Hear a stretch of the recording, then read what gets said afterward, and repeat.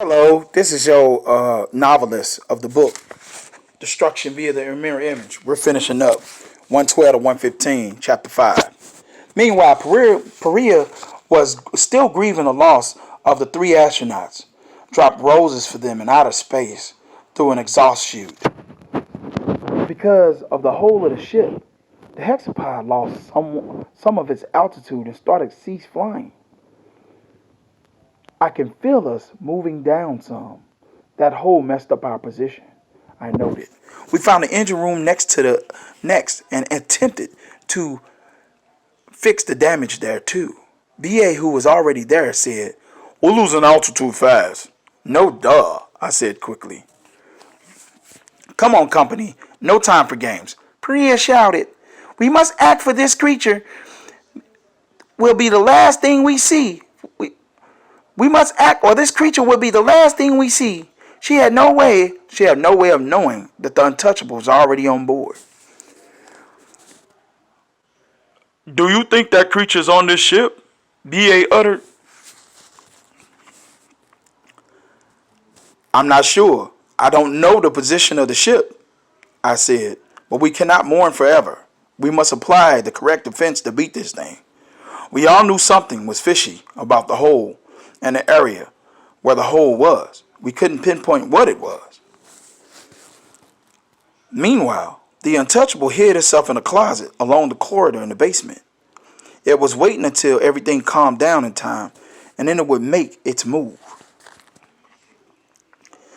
Perea felt so badly about the deaths of her most heroic soldiers that she did not know what to do or say.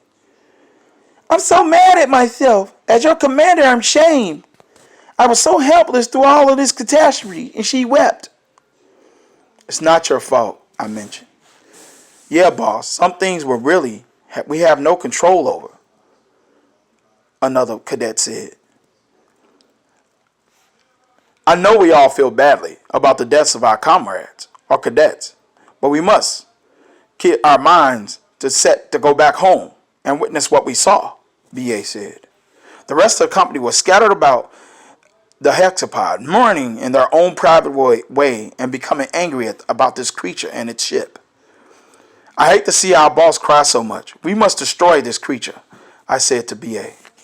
"Okay, cadet, what's your strategy?" BA questioned. "I'm not sure yet.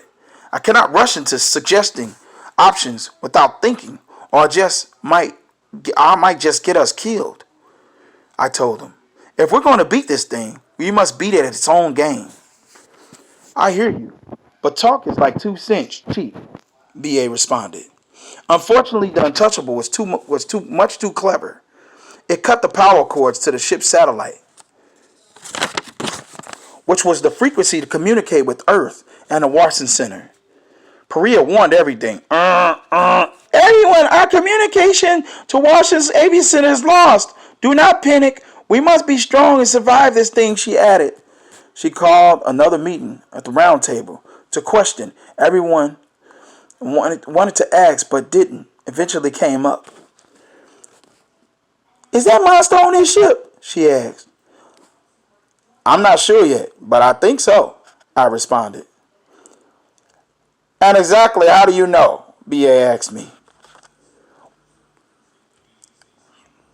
"Well, considering all events that have happened and the fact that everything calmed down a bit, I think the arch enemy is hiding somewhere on this ship. But then again, I could be wrong." "Well, I refuse to allow that monster to keep me stressed out forever. I'm sorry," BA said. "He's right," Sephoria replied. "We must go at this thing before it comes at us. I'm still scared though." "That thing could be plotting on us, and we don't even know it," BA said to me.